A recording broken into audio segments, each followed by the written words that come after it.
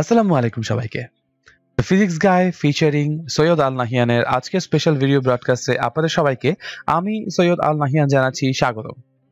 আমরা সবাই পদার্থবিজ্ঞানের বিভিন্ন টপিক বা থিওরিটিক্যাল বেস যখন একবার ঠিকমতো স্ট্রং করি তার পরপরই কিন্তু আমরা সেই থিওরিগুলোর উপর বেস করে কিছু ম্যাথমেটিক্যাল প্রবলেম সলভিং এ নেমে পড়ি। কিন্তু সেই ম্যাথমেটিক্যাল প্রবলেমগুলো সলভ করতে গিয়ে আমরা অনেকেই অনেক সময় বিভিন্ন রকম ঝামেলায় পড়ে যাই। আমাদের আজকের ভিডিও ব্রডকাস্টটি বেসিক্যালি সেই সকল ম্যাথমেটিক্যাল প্রবলেমের এই সকল ঝামেলাগুলোকে উৎপাটন করার জন্য ফোকাসড ওয়েতে আপনাদের সামনে উপস্থাপিত হবে। সবার অঙ্ক যদি মেলে আমারটাও মিলবে তবে প্রথম পর্বে। আমরা আমাদের আজকের এই ভিডিও সিরিজের প্রথম পর্বে একটি ম্যাথমেটিক্যাল প্রবলেমকে ডাইসেক্ট করব এবং তার বিভিন্ন স্টেপ, স্ট্র্যাটেজি এবং টিপস অ্যান্ড ট্রিক্স নিয়ে ডিটেইলড আলোচনা করব আপনাদের সামনে। আশা করি আপনাদের ভালো লাগবে। তো চলুন আমরা আজকে প্রথমেই পরিচিত হয়ে নিই সেই ম্যাথমেটিক্যাল প্রবলেমের সাথে, যেটাকে আমরা আসলে সলিউশন করব। বলা হচ্ছে ভূপৃষ্ঠ থেকে কোনো একটি বস্তুকে 5 কিলোমিটার পার সেকেন্ড বেগে খাড়া ঊর্ধ্বে নিক্ষেপ করা হলে বস্তুটি সর্বোচ্চ কত উচ্চতায় উঠবে। কোয়েশ্চেনটা পড়ে আমাদের কিন্তু প্রথমেই যে জিনিসটা মাথায় আসা উচিত সেটা হচ্ছে এই কোয়েশ্চেনে মোট দুটো উপাদান মিলে আসলে পুরো সিচুয়েশনের মধ্যে একটা ইন্টারাকশন বা প্রবলেমের সিচুয়েশনটাকে আমরা উপস্থাপন করছি, তাই না? দুটো উপাদান কে কে? প্রথমত হচ্ছে, যেহেতু বলা হচ্ছে ভূপৃষ্ঠ থেকে একটা বস্তুকে আমরা ছুঁড়ে মারছি, প্রথম উপাদান কিন্তু আমরা বলতেই পারি যে প্রথম উপাদান হচ্ছে আমাদের জন্য ভূপৃষ্ঠ বা পৃথিবী, ঠিক আছে? এবং পৃথিবী থেকে আমরা একটা প্রসঙ্গ বস্তুকে ছুঁড়ে মারছি, সেই বস্তুটাই হচ্ছে কি আমাদের জন্য বেসিক্যালি দ্বিতীয় উপাদান, ঠিক আছে? এগুলো হচ্ছে আমাদের এই অঙ্কের বা এই ম্যাথমেটিক্যাল প্রবলেমের প্রাইমারি উপাদানগুলো, যাদের জন্য আসলে প্রবলেমটা ডিজাইন করা হয়েছে। তো আমরা এখন কি করব? আমরা এখন আমাদের প্রথম ধাপে চলে যাব। প্রথম ধাপ হচ্ছে চিত্রাঙ্কন বা অনুমানকরণ। অর্থাৎ এই যে আমার দুটো উপাদান আছে, পৃথিবী এবং বস্তু, তাদের পারস্পরিক অবস্থান কিরকম, তারা কিভাবে আসলে আচরণ করছে, সেইগুলোকে বোঝার জন্য ইনিশিয়াল যে ফিগার ড্রয়িং আছে সেটাকে আমরা চিত্রাঙ্কন বলছি। অথবা যদি আমরা একেবারেই কোনো ক্ষেত্রে অঙ্কের জন্য চিত্র আঁকতে নাই পারি, অ্যাটলিস্ট আমরা অনুমান করার চেষ্টা করব বা আমরা অ্যাটলিস্ট ভিজুয়ালাইজ করার চেষ্টা করব, মনে মনে ইমাজিন করার ট্রাই করব যে কিভাবে এই প্রবলেমের উপাদানগুলো পরস্পরের সাথে সম্পর্কযুক্ত অবস্থায় আছে। তো আমরা যদি ধরে নেই এই হচ্ছে আমাদের প্রথম উপাদান পৃথিবী, এবং পৃথিবীর ওপর ভূপৃষ্ঠে একটা বস্তুকণা আছে যাকে আমরা আলটিমেটলি কি করেছি, খাড়া ঊর্ধ্বে নিক্ষেপ করেছি। কত বেগ দিয়ে? 5 কিলোমিটার পার সেকেন্ড বেগ দিয়ে। তো আমরা সেই ভেলোসিটি ডিরেকশনটা একদম খাড়া ঊর্ধ্বে ওয়াই অ্যাক্সিস বরাবর বলছি 5 কিলোমিটার পার সেকেন্ড। এখন যদি আমরা এখানে সাইন কনভেনশন নিয়ে কথা বলতে চাই, তাহলে আমরা বুঝতে পারছি যে আমাদের ইন দিস পার্টিকুলার কেস আমরা ওয়াই অক্ষের ধনাত্মক দিক ধরছি কোনটিকে? খাড়া উপরের দিকটিকে, ঠিক আছে? কার্টেসিয়ান স্থানাঙ্ক ব্যবস্থা অনুযায়ী আমরা সাইন কনভেনশন নিয়ে কথা বলছি। এখন যেহেতু ভূপৃষ্ঠ থেকে একটা বস্তুকে ছুঁড়ে মারা হয়েছে, যেই মুহূর্তে ছুঁড়ে মারা হয়েছে সেই সময়টুকুকে আমরা বললাম let's say T is equal two 0, অর্থাৎ আদি সময়। এখান থেকে আমাদের অবজারভেশন গণনা শুরু হয়েছে। এবার বস্তু কণাটিকে যদি আমরা উপরের দিকে ট্রাভেল করতে দেখি, তাহলে আমরা বুঝতে পারছি সেটা একটা নির্দিষ্ট উচ্চতায় গিয়ে থেমে যাবে। যেই সময় গিয়ে সে থেমে যাচ্ছে তখন তার শেষ বেগ কত হচ্ছে? শেষ বেগ হচ্ছে গিয়ে আমাদের জন্য ভি প্রাইম বলছি 0 কিলোমিটার পার সেকেন্ড। তার কারণ কি? কারণ যখন আমরা বলছি সর্বোচ্চ উচ্চতায়, আমরা জানি বস্তু কণা সর্বোচ্চ উচ্চতায় সাধারণত কিছুক্ষণ মুহূর্তের জন্য স্থির হয়ে থাকে, এবং সেই মুহূর্তটুকুকে যদি আমরা টাইম স্ট্যাম্প দিয়ে দেই, আর আমরা এটাকে বলবো T is equal to T second ধরে নিচ্ছি, ঠিক আছে? এইটুকু সময়ের মধ্যে, অর্থাৎ এই বস্তু কণাটি টোটাল 0 থেকে টি সেকেন্ড সময়ের মধ্যে ওয়াই অক্ষ বরাবর যতটুকু দূরত্ব অতিক্রম করেছে সেই দূরত্বটুকু কিন্তু আমরা উলম্ব সরণ হিসেবে চিহ্নিত করতে পারি। আদি অবস্থান হচ্ছে ভূপৃষ্ঠে, শেষ অবস্থান হচ্ছে গিয়ে আমাদের এই নির্দিষ্ট উচ্চতায়। ধরে নিচ্ছি এই উচ্চতাটা হচ্ছে আমাদের জন্য এইচ মিটার, ঠিক আছে? তো এই এইচ মিটারটা আসলে কি আমাদের জন্য? এইচ মিটারটা হচ্ছে উলম্ব সরণ। কার উলম্ব সরণ? আমাদের এই পার্টিকুলার বস্তু কণা যাকে আমরা ছুঁড়ে মেরেছি তার উলম্ব সরণ, ঠিক আছে? প্রশ্ন মতে কিন্তু আমাদের কাছে এই এইচ এর ভ্যালুই বের করতে বলা হয়েছে। ওকে, এনিওয়েজ আমরা কিন্তু আমাদের চিত্রাঙ্কনের ধাপটা শেষ করে ফেলেছি। আমরা কিন্তু বুঝতে পারছি আসলে বস্তু কণা কোথা থেকে যাত্রা শুরু করবে, কোথায় গিয়ে যাত্রা শেষ করবে, এবং আলটিমেটলি কিরকম আচরণ হচ্ছে। এবার আমরা যেটা করব, আমরা পরবর্তী ধাপে চলে যাব। পরবর্তী ধাপে আমরা দেখতে পাচ্ছি উপাদানগুলোর পারস্পরিক আচরণ চিহ্নিতকরণ। এখন আচরণ বলতে আমরা আসলে কি বুঝি? আমাদেরকে বুঝতে হবে যে এখানে যে উপাদানগুলো আছে, যেমন প্রথমে কে আছে? পৃথিবী আছে, এবং পৃথিবীর উপর কে ছিল? একটা বস্তু কণা ছিল, ঠিক আছে? এদের মধ্যে কিন্তু কিছু বল কাজ করবে করার কথা, কিছু হচ্ছে গিয়ে নিজেদের পারস্পরিক ইন্টারাকশনের জন্য কিছু পরিবর্তন হওয়ার কথা। সেই আচরণগুলোকে আমরা এখানে আসলে চিহ্নিত করতে যাচ্ছি। যেমন আমরা কিন্তু একদম প্রথমে বুঝতে পারছি যেহেতু ভূপৃষ্ঠের উপরে বস্তু কণা একটা আছে, এবং সেই বস্তু কণাকে আমরা আবার আলটিমেটলি উপরের দিকে গতিশীল দেখবো 5 কিলোমিটার পার আওয়ার বেগে, তাই না? সরি, 5 কিলোমিটার পার সেকেন্ড বেগে, তাই না? তো আমরা কিন্তু বলতে পারি যখন বস্তুটা ভূপৃষ্ঠে ছিল, অর্থাৎ টি ইকুয়ালস টু 0 তে বস্তু কণার উপর একটা ওজন কাজ করছে। ওজনটা কি আসলে? এই বস্তু কণার পৃথিবীর কেন্দ্র বরাবর, ধরে নিচ্ছি পৃথিবীর কেন্দ্র হচ্ছে কতটুকু? ও। পৃথিবীর কেন্দ্র ও বরাবর তার যে অভিকর্ষ বল কাজ করছে সেটাই হচ্ছে আমাদের বস্তুর ওজন, ধরে নিচ্ছি mg, যেখানে ছোট হাতের m হচ্ছে আমাদের বস্তু কণার ভর, ঠিক আছে? ওকে, সো এই যে ওজনটা কাজ করছে, এই ওজনের মান F ইকুয়ালস টু mg। এই F ইকুয়ালস টু mg ওজনের মানটা কখন? যখন আমাদের বস্তু কণা মাত্র যাত্রা শুরু করছে, অর্থাৎ t ইজ ইকুয়ালস টু 0 তে, তাই তো? এবং খেয়াল করে দেখি আমরা যেই দিকে বেগ প্রয়োগ করেছি, বস্তু কণাকে যেই বেগে ছুড়ে মেরেছি, তার বিপরীত দিকে কিন্তু বেসিক্যালি এই ওজনটা কাজ করছে। সো আমরা কিন্তু বলতে পারি যে F এর ডিরেকশন এবং V এর ডিরেকশন, এদের মধ্যবর্তী কোণ যেটা, angle between force and velocity is 180 degrees. ঠিক আছে, একদম ঠিক বিপরীত দিকে কাজ করছে। এবং আরো একটা জিনিস দেখি যে কিছুক্ষণ পর বস্তু কণাটা 5 কিলোমিটার পার সেকেন্ড বেগের জন্য একটা নির্দিষ্ট উচ্চতায় অতিক্রম করবে। ধরে নিচ্ছি সেটা হচ্ছে t equals to t second সময় পরের কাহিনী। ঠিক আছে, তো যখন এই t equals to t second সময় আমাদের পার হয়ে যাচ্ছে, এইটুকু সময়ের মধ্যে বস্তু কণাটা কি করছে? বস্তু কণাটা একটা নির্দিষ্ট দূরত্ব অতিক্রম করছে। সেই দূরত্বটা কতটুকু? h দূরত্ব, তাই তো? এখন আমরা কিন্তু বলতে পারি তাহলে যে t is equals two t second সময়ে আমাদের বস্তু কণার উপর যে লব্ধি বল, সেই লব্ধি বল বা মহাকর্ষ বল বা অভিকর্ষ বল বা ওজন, সেটা কিন্তু আর f নাই, সেটা f প্রাইম হয়ে যাচ্ছে। কারণ এই উচ্চতায় আমরা বলতে পারি বস্তু কণার উপর যে অভিকর্ষ ত্বরণ কাজ করবে, সেই অভিকর্ষ ত্বরণ আর আমাদের ভূপৃষ্ঠের অভিকর্ষ ত্বরণের সমান পরিমাণ হবে না, ভিন্ন পরিমাণ হবে। তার কারণ কি? কারণ আমরা জানি যখনই কোনো একটা বস্তু কণা পৃথিবী পৃষ্ঠ থেকে আলটিমেটলি ভূপৃষ্ঠ থেকে একটা নির্দিষ্ট বেগ নিয়ে উচ্চতা অতিক্রম করবে খাড়া উপরের দিকে, তখন সেই বস্তু কণাটি আলটিমেটলি পৃথিবীর কেন্দ্রের সাপেক্ষে একটা নতুন বৃত্ত পথের ব্যাসার্ধ, which is আমরা বলতে পারি টোটাল কতটুকু বলতে পারি সেটাকে আমরা r প্লাস h ব্যাসার্ধের একটা বৃত্তাকার কক্ষপথের কোন একটা বিন্দুতে অবস্থান করবে, তাই না? তো যেহেতু পৃথিবীর কেন্দ্র থেকে তার দূরত্ব হচ্ছে r প্লাস h ব্যাসার্ধ, আমরা কিন্তু তখন অবশ্যই বলতে পারি যে অভিকর্ষ বল F প্রাইম হয়ে যাবে m ইন্টু g প্রাইমের জায়গায় বসাবো আমরা gm divided by r plus h whole square. কারণ আমরা জানি যতই উচ্চতা অতিক্রম করবে একটা বস্তু ভূপৃষ্ঠ থেকে, ততই তার অভিকর্ষ ত্বরণের মান কি হবে? পরিবর্তিত হবে, তাই তো? তো আমরা বুঝতে পারছি এখান থেকে যে আমাদের যে অভিকর্ষ বল, একটা অভিকর্ষ বল কাজ করছে। অভিকর্ষ বল কোন দিকে কাজ করছে? আমরা বলেই নিয়েছি বস্তুর গতির বিপরীত দিকে কাজ করছে। ঠিক আছে, বস্তুর গতির বিপরীত দিকে অভিকর্ষ বলের অবস্থান বা অস্তিত্ব রয়েছে। ঠিক আছে, অভিকর্ষ বলের অস্তিত্ব বস্তুর গতি বিপরীত রয়েছে। এটা হচ্ছে আমাদের প্রথম তাদের যে আচরণটা বুঝতে পারলাম। দ্বিতীয় কি আচরণ বুঝতে পারলাম? যে অভিকর্ষ বলটা আছে সেটা অবশ্যই একটা পরিবর্তনশীল বল। কেন পরিবর্তনশীল বল? খেয়াল করে দেখেন, কারণ বস্তু কণাটা যখন যাত্রা শুরু করছে t ইকুয়ালস টু 0 তে, তার তখন বলের মান হচ্ছে f। আর যখন বস্তু কণাটা t equals to t second যাত্রা শেষ করেছে বা আমাদের অবজারভেশন শেষ হয়েছে, তখন কিন্তু তার উপর অভিকর্ষ বলের পরিমাণ পরিবর্তিত হয়ে গেছে। তো আমরা অবশ্যই বলবো এটা একটা পরিবর্তনশীল বল দ্বারা কৃত কাজ। ঠিক আছে, তো আমরা বেসিক্যালি এখানে কি করছি? তাদের যে পারস্পরিক আচরণগুলো আছে সেগুলোকে আমরা চিহ্নিত করতে পেরেছি। এখন আমরা পরবর্তীতে কি করব? তৃতীয় ধাপে আমরা করব বিভিন্ন আচরণ একত্রিত হবার যে ফলাফল আছে সেই ফলাফলটাকে আমরা নির্ধারণ করব, which translates into, দেখেন আমাদের কাছে একটা পৃথিবী আছে, পৃথিবীতে একটা বস্তু কণা আছে ভূপৃষ্ঠের উপরে, যাকে আমরা কি করেছি? একটা নির্দিষ্ট আদিবেগ দিয়ে 5 কিলোমিটার পার সেকেন্ড দিয়ে খাড়া ঊর্ধ্বে নিক্ষেপ করেছি। and that is why বস্তু কণাটি আলটিমেটলি একটা নির্দিষ্ট উচ্চতা অতিক্রম করেছে। ঠিক আছে, এখন এই যে t ইকুয়ালস টু 0 থেকে t ইকুয়ালস টু t সেকেন্ডের মধ্যে আমাদের বস্তু কণা অতিক্রান্ত দূরত্ব, সেই অতিক্রান্ত দূরত্ব কোন দিকে? আমাদের দূরত্বের ডিরেকশন কিন্তু খাড়া উপরের দিকে। ঠিক আছে, উলম্ব সরণের ডিরেকশন হচ্ছে খাড়া উপরের দিকে, কিন্তু বস্তু কণার উপর অভিকর্ষ বল কোন দিকে কাজ করছে? অভিকর্ষ বল কিন্তু একদম নিচের দিকে কাজ করেছে, অর্থাৎ সরণ এবং বলের মধ্যবর্তী কোণ হচ্ছে 180 ডিগ্রি। আমরা কি তাহলে বলতে পারি না যে এই দূরত্ব অতিক্রম করার জন্য আমাদের বস্তু কণা অভিকর্ষ বলের বিরুদ্ধে কাজ করেছে? অভিকর্ষ বলের বিরুদ্ধে কাজ হয়েছে। ঠিক আছে, এখন যেই ব্যাপারটা মাথায় রাখতে হবে যে বস্তু কণাটিকে যখন আমরা ভূপৃষ্ঠে দেখেছিলাম, তখন তার মধ্যে সমস্ত বেগ v ইকুয়ালস টু কত? 5 কিলোমিটার পার সেকেন্ড। এবং যখন বস্তু কণাটিকে আমরা একটা নির্দিষ্ট উচ্চতায় দেখতে পাচ্ছি, তখন তার শেষ বেগের মান কত? তার শেষ বেগের মান হচ্ছে 0, কারণ সেই মুহূর্তে বস্তু কণাটি কিছুক্ষণের জন্য থেমে যাচ্ছে। আমরা কি তাহলে বলতে পারি না যখন বস্তু কণাটি ভূপৃষ্ঠে ছিল তখন সেই মুহূর্তে বস্তু কণার জন্য সমস্ত শক্তি হচ্ছে তার গতিশক্তি, which is ek max, সর্বোচ্চ গতিশক্তি, কারণ সেই মুহূর্তে তার গতিবেগ সর্বোচ্চ। এবং যখন বস্তু কণাটি এই উচ্চতায় এসেছে তখন তার ইকে হচ্ছে 0, তার গতিশক্তি হচ্ছে 0। তার মানে সমস্ত গতিশক্তি, তার গতিশক্তি আমরা বলছি 0, তার মানে সমস্ত গতিশক্তি শেষ হয়ে গেছে। গতিশক্তি শেষ হয়ে যাওয়ার কথাটার অর্থ কি?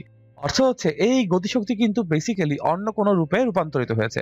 আমরা যেহেতু বুঝতে পারছি যে অভিকর্ষ বলের বিরুদ্ধে কাজ হয়েছে, সুতরাং আমরা কিন্তু বলতে পারি অভিকর্ষ বলের বিরুদ্ধে কাজ করে বস্তু কণাটি এই উচ্চতায় আসার পর তার সমস্ত শক্তি হচ্ছে বিভব শক্তি। অভিকর্ষ বলের বিরুদ্ধে কোনো একটা বস্তুকে যদি হচ্ছে আমরা অবস্থানে পরিবর্তন করি, তাহলে বস্তুটি কাজ করার জন্য যে সামর্থ্য অর্জন করে তাকে আমরা বলবো অভিকর্ষজ বিভব শক্তি। আমরা কি তাহলে এতটুকু বুঝতে পারছি যে এখানে শক্তির রূপান্তর হয়েছে? শক্তির রূপান্তর কোথা থেকে কোথায় হয়েছে? আমরা বুঝতে পারছি এখানে গতিশক্তি থেকে বিভব শক্তিতে শক্তি রূপান্তর হয়েছে। ঠিক আছে, এখন এই যে শক্তি রূপান্তর হয়েছে কিরকম বলের প্রভাবে? পরিবর্তনশীল বলের প্রভাবে। পরিবর্তনশীল বলের প্রভাবে। তো যখন ভূপৃষ্ঠে আছে তখন তার ইকে ম্যাক্স ইকুয়ালস টু কত? ইকে ম্যাক্স ইকুয়ালস টু আমরা বলতে পারি কাজ শক্তি উপপাদ্যের থেকে হাফ এমভি স্কয়ার, তার গতিশক্তি সম্পূর্ণটাই, তাই না? যখন বস্তু কণাটি একদম সর্বোচ্চ উচ্চতায় উঠেছে তখন ইপি ম্যাক্স ইকুয়ালস টু কত? ইপি ম্যাক্স অর্থাৎ বিভব শক্তি, এটাকে কিন্তু আমার ইন্টিগ্রেশন থেকে আনতে হবে এফ ইন্টু ডিএইচ। তার কারণ কি?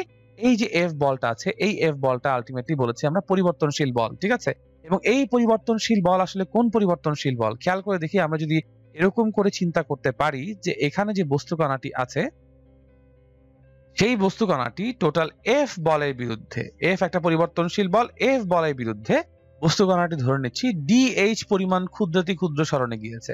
ঠিক আছে, তাহলে তার ক্ষুদ্রাতি ক্ষুদ্রকৃত কাজ ইন্টিগ্রেশন অফ ডিডব্লিউ। আচ্ছা, আসলে যখন ক্ষুদ্রাতি ক্ষুদ্রকৃত কাজ বলবো তখন ইন্টিগ্রেশন দরকার নেই, আমি ডিডব্লিউ ইকুয়ালস টু বলবো এফ ইন্টু ডিএইচ। কোন বলের বিরুদ্ধে? অভিকর্ষ বলের বিরুদ্ধে। এফ বলের মান কত ultimately? GMM divided by H squared DH, যেখানে এইচ হচ্ছে অভিকর্ষ বলের প্রভাবে বস্তুর সম্পূর্ণ সরণ এবং আমাদের জি হচ্ছে আমরা জানি মহাকর্ষীয় ধ্রুবক। বড় হাতের এম বলছি আমরা ধরে নিচ্ছি পৃথিবীর ভর, এবং ছোট হাতের এম আমরা শুরুতেই বলে নিয়েছিলাম সেটা হচ্ছে আমরা ধরে নিচ্ছি আমাদের যে বস্তু কণাকে ছুড়ে দেওয়া হচ্ছে সেই বস্তু কণার ভর। ঠিক আছে, এখন আমরা যদি এই পরিবর্তনশীল বলটিকে আমরা এইচ এর সাপেক্ষে বা ডিএইচ এর সাপেক্ষে ইন্টিগ্রেট করি তাহলে আমরা কিন্তু সমস্ত বিভব শক্তি পেয়ে যাচ্ছি। ঠিক আছে, তো এই যে আমরা আচরণ বা এই বিভিন্ন আচরণ একত্রিত হওয়ার পর তাদের যে ফলাফলটাকে নির্ধারণ করলাম, কি ফলাফল নির্ধারণ করলাম? গতিশক্তি ট্রান্সফর্ম হয়ে যাচ্ছে কোথায়? বিভব শক্তিতে। সো আমরা সর্বোচ্চ গতিশক্তি কতটুকু দেখলাম এবং সর্বোচ্চ বিভব শক্তি কত সেটাও দেখলাম। ঠিক আছে, চতুর্থ ধাপে আমরা কি করব? চতুর্থ ধাপে আমরা হচ্ছে অজানা রাশি এবং অন্যান্য নিয়ামক নির্ণয় করব। সো আমরা বুঝতে পারছি অজানা রাশি আসলে এখানে কি?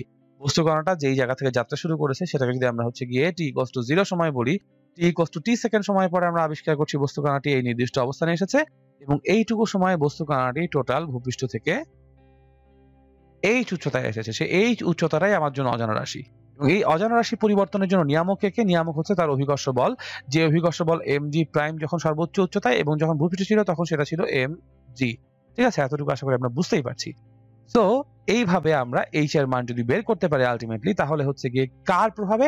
পরিবর্তনশীল বলের দ্বারা কৃত কাজের প্রভাবে। কারণ বস্তু কণাটি এইচ উচ্চতা অতিক্রম করতে তার সমস্ত গতিশক্তি হাফ এমভি স্কয়ার। এই হাফ এমভি স্কয়ার কখন? যখন বস্তু কণাটি ভূপৃষ্ঠে ছিল। টি ইকুয়ালস টু 0 মুহূর্তের সমস্ত গতিশক্তিকে সে খরচ করেছে এবং সে সমস্ত গতিশক্তি খরচ করে সে আলটিমেটলি কি করেছে?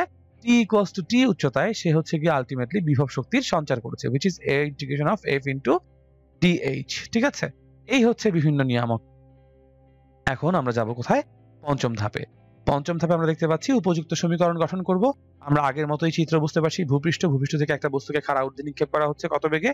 আমরা বলেছি 5 মিটার পার সেকেন্ড না, অ্যাকচুয়ালি 5 কিলোমিটার পার সেকেন্ড বেগ নিয়ে আমরা তাকে নিক্ষেপ করেছি ঊর্ধ্বে।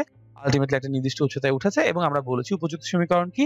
তার সম্পূর্ণ গতিশক্তি এইচ উচ্চতায় ওঠার জন্য তাকে যে কৃত কাজ করতে হয়েছে সেই কৃত কাজের ইন্টিগ্রেশনের সমান। এখন খেয়াল করতে হবে এটাকে কিন্তু আমরা ডেফিনিট ইন্টিগ্রালে ফেলতে হবে, আদারওয়াইজ আমরা এখানে ক্যালকুলেশন করতে পারবো না। এখন একটা জিনিস দেখি, টি ইকুয়ালস টু 0 তে আমাদের বস্তুর দূরত্ব কেন্দ্র হতে বস্তুর দূরত্ব, টি ইকুয়ালস টু 0 তে কেন্দ্র হতে বস্তুর দূরত্ব কত সেটা খেয়াল করে দেখি আমরা। কেন্দ্র যদি হচ্ছে কি এখানে বলি ভূপৃষ্ঠ, পৃথিবীর কেন্দ্র হচ্ছে ও, ভূপৃষ্ঠ থেকে তখন আমরা খেয়াল করতে পারছি দূরত্ব কতটুকু? দূরত্ব হচ্ছে পৃথিবীর ব্যাসার্ধ সমান r। ঠিক আছে, তো আমরা বলতে পারি তখন h ইকুয়ালস টু কতটুকু আমাদের জন্য? r, তাই তো? এবং যখন কেন্দ্র হতে টি ইকুয়ালস টু টি সেকেন্ডে আছে বস্তু কণাটি, মানে একদম সর্বোচ্চ উচ্চতায় আছে, তখন আমাদের কেন্দ্র হতে দূরত্ব কতটুকু বস্তুর? h এখানে কেন্দ্র হতে দূরত্ব, এটা ইকুয়ালস আমরা কতটুকু বলছি? ধরে নিচ্ছি h1 হচ্ছে আমাদের জন্য r এবং h2 অর্থাৎ শেষ অবস্থান যেটা সেটা হচ্ছে আমরা বুঝতে পারছি r প্লাস h। সুতরাং আমরা কিন্তু এখানে h1 থেকে h2 এর মধ্যে পুরো ইকুয়েশনটাকে আলটিমেটলি হচ্ছে কি করব? ইন্টিগ্রেট করব। ঠিক আছে, এবং আমরা যদি একটু ক্যালকুলেশন থেকে আরেকটু সামনে আগাই নেই যে half of mv square equals to, এই যে half of mv square equals to integration of f dh। এখানে f এর যে মানটি আছে সেই f এর মানটিকে আমরা চাইলে আমাদের আগের স্লাইড থেকে কিন্তু আলটিমেটলি বসাতে পারি, তাই না? এই স্লাইডে আমরা যদিও f এর মানটি বসাইনি, আমরা এই স্লাইডে বলে এসেছিলাম যে আমাদের জন্য এখানে dw equals to f into dh, f এর মান বসিয়েছিলাম কত? gmm by h square. যদি তাই হয় আমরা যদি মানটা এখন এখানে বসাই তাহলে আলটিমেটলি কি পাচ্ছি খেয়াল করে দেখি আমরা একটু এখানে, gmm divided by h square dh। খেয়াল করে দেখি অভিকর্ষজ মহাকর্ষীয় ধ্রুবক, পৃথিবীর ভর এবং বস্তুর ভর কিন্তু পার্টিকুলারলি এইচ এর রেসপেক্টে ধ্রুবক। তো আমরা তাদেরকে চাইলেই ইকুয়েশনের বাইরে বের করে নিয়ে আসতে পারি। Half mv square is equals two integration of, আমরা লিমিট বসাবো অবশ্যই h1 এর মান কতটুকু আমাদের জন্য r, এবং h2 এর মান হচ্ছে r প্লাস h। r থেকে আমরা r প্লাস h যখন মান বসাবো, বিফোর গোয়িং দেয়ার আমরা হচ্ছে গিয়ে যেটা করব, gmm টাকে বাইরে ট্রান্সফার করে নিয়ে আসলাম, ইন্টিগ্রেশন অফ r থেকে r plus h 1/h square dh। ঠিক আছে, এটাই হচ্ছে আমাদের জন্য উপযুক্ত সমীকরণ আলটিমেটলি, তাই না? এখানে আমরা দেখতে পাচ্ছি যে আরো একটা অপারেশন করা যায়, সেটা হচ্ছে উভয় পক্ষ থেকে বস্তুর ভর কিন্তু পরস্পরকে ক্যান্সেল আউট করে দিচ্ছে, তাই না? তো ক্যান্সেল আউট আমরা করেই রাখি। পরবর্তীতে আমরা যখন ষষ্ঠ ধাপে চলে আসছি, ষষ্ঠ ধাপে আমরা যেটা করব, সমীকরণ সমাধানের মাধ্যমে অজানা রাশি নির্ণয় করব। তো আমরা এই সমীকরণ সমাধানের পূর্বে আগে যে রাশিটা ছিল সেই রাশিটা একবার দেখে আসি। Half of mv square equals to g বড় হাতের m ছোট হাতের m ইন্টিগ্রেশন অফ আমাদের r থেকে r plus h 1/h square dh। So এই ইকুয়েশনটা যদি এখানে বসাই, আমাদের চিত্র তো বাম পাশে থাকবেই। ষষ্ঠ ধাপে আমরা আছি, সমীকরণ সমাধানের মাধ্যমে অজানা রাশি, বাম পাশে চিত্র আছে। বস্তু কণাটি কিভাবে আসলে পরিবর্তিত হচ্ছে সেটা আমরা বোঝানোর জন্য এই সিচুয়েশনটাকে রেখে দিয়েছি, ঠিক আছে? তো আমরা ইকুয়েশন আলটিমেটলি কত বলছি? ইকুয়েশন বলছি half of mv square is equals to M integration of r থেকে r plus h 1/h square dh। ঠিক আছে, তো বোথ সাইড থেকে আপনারা নিশ্চয়ই নোটিস করছেন যে সমীকরণ সমাধান করতে গেলে বস্তুর ভর ক্যান্সেল আউট করে যায়। এখন আমরা যদি সমীকরণটাকে আরো এক ধাপ এগিয়ে নেই, আমরা বুঝতে পারছি half of v square equals to, আমরা সবাই জানি integration of 1/h square dh এর জন্য মান কতটুকু আসবে। আমরা বলতে পারি সেখানে minus h divided by minus, I am really sorry, minus h না, আসলে আমরা যদি অ্যাকচুয়ালি সূত্রটা বসাই, h to the power -2 + 1 divided by -2 + 1, মান যদি বসিয়ে দিই আলটিমেটলি আমরা পাচ্ছি মাইনাস h ইনভার্স হচ্ছে কি h এর মান। আমরা যদি ক্যালকুলেশনটা এখানে কমপ্লিট করি, আমাদের r থেকে r প্লাস h এর মধ্যে আলটিমেটলি ইন্টিগ্রেশন হচ্ছে -1/h।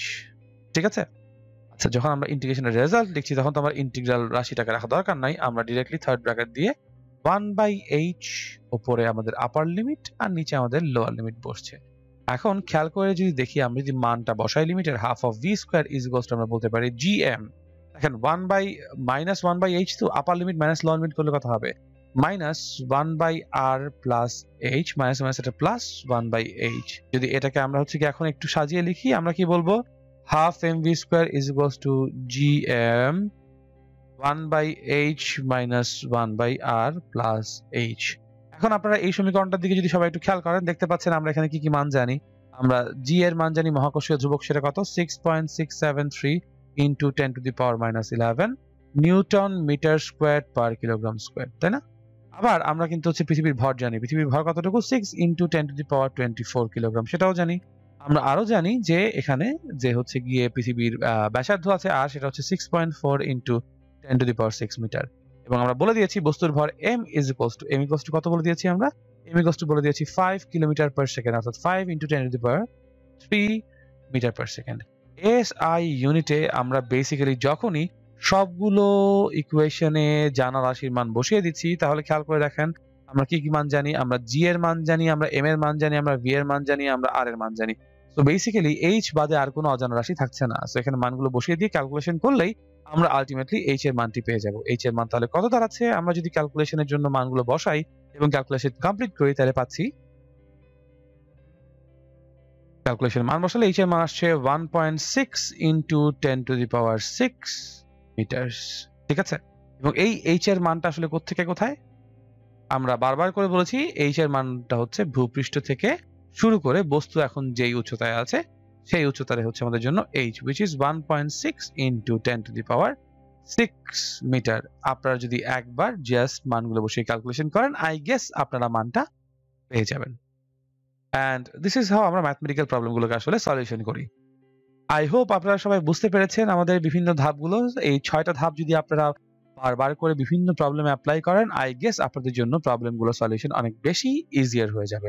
আপনাদের সবাইকে অনেক বেশি ধন্যবাদ আমাদের এই ক্লাসটি এতক্ষণ ধরে ধৈর্য ধরে করার জন্য। আপনাদের যদি আমাদের প্রতি কোনো রকমের মেসেজ দেওয়া থাকে, তাহলে আমাদের যোগাযোগের সমস্ত ঠিকানা আমরা দিয়ে দিচ্ছি এখানে।